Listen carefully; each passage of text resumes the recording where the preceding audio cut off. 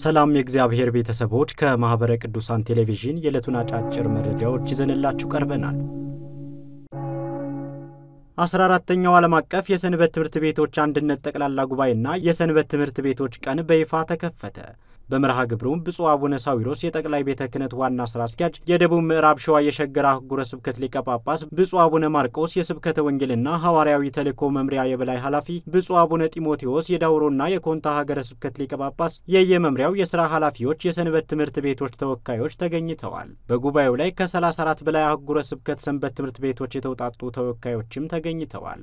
ብፁዕ አቡነ ቀለሚንጦስ የሰሜን ሸዋ ሀገረ ስብከት የሰንበት ትምህርት ቤት ማደራጃና መምሪያ ኃላፊ ሊቀ ጳጳስ የእንኳን ደህና መጣችሁ መልእክት አስተላልፈዋል። በመቀጠልም በመጋቢ ሐዲስ ቀሲስ ጸጋ ወልደ ትንሳኤ የሰንበት ትምህርት ቤቶች ማደራጃ ኃላፊ የበጀት ዓመቱ የሥራና ሂሳብ ክንውን ቀርቧል። ማህበራዊ ቀውስን በማከም ትውልድን መታደግ እንደሚገባ ተገለጸ። ይህ የተባለው በማህበረ ቅዱሳን ሙያና ማህበራዊ ኢኮኖሚ አገልግሎት አዘጋጅነት በተካሄደው የምክክር ጉባኤ ላይ ነው። ማህበራዊ ቀውስን በማከም ትውልድን እንታደግ በሚል መሪ ቃል ከባለድርሻ አካላት ጋር በተካሄደው የምክክር መርሃ ግብር ሱስ በመንፈሳዊ በኢኮኖሚና በማህበራዊ ሕይወት ላይ እያስከተለ ያለውን ተጽዕኖ በተመለከተ ጥናታዊ ጽሑፍ ቀርቧል። ከባለድርሻ አካላት ጋር ውይይት የተደረገ ሲሆን ከሱስ ማገገሚያ ሊሆኑ የሚችሉ ተቋማትን መገንባት ቅድሚያ ሊሰጠው የሚገባ መፍትሄ መሆኑም ተጠቁሟል። የ12ኛ ክፍል ብሔራዊ ፈተና ለሚፈተኑ ተማሪዎች የስነ ልቦና ዝግጅት ስልጠና በጅማ ከተማ ተሰጠ።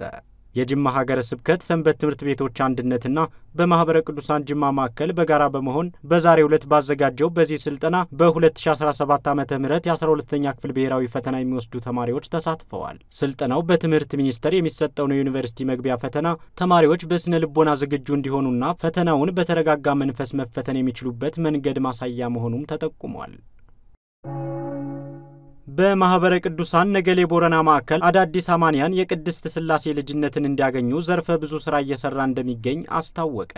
ማዕከሉ በምስራቅ ቦረና ዞን ማረሚያ ቤት 47 እና 2 አዳዲስ አማንያንን ማስጠመቁን የማዕከሉ ሰብሳቢ ዲያቆን ኃይሉ ተፈራ ተናግረዋል። ሰብሳቢው አክለውም ማዕከሉ በ5 ዓመት ዕቅድ መሰረት ከ175 በላይ ለሆኑ ሥርዓተ ጥምቀት ለመፈጸም በርካታ ተግባራት እያከናወነ ይገኛልም ብለዋል።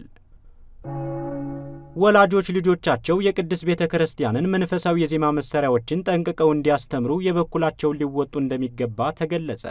በማህበረ ቅዱሳን የኮን ወረዳ ማዕከል የዜማና የኪነ ጥበባት ክፍል አዘጋጅነት ላለፉት 6 ወራት ሲሰለጥኑ የነበሩ የሁለተኛ ዙር 26 የበገና ደርዳሪ ተማሪዎችን በኮን በደብረ ፀሐይ ቅዱስ ጊዮርጊስ ቤተ ክርስቲያን አስመርቋል።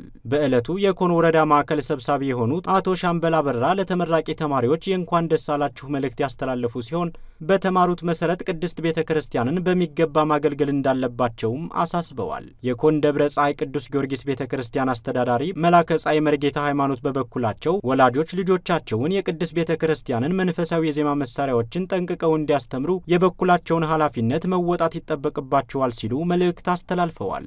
ዘገባው በማህበረ ቅዱሳን የወልዲያ ማዕከል ሚዲያ ክፍል ነው።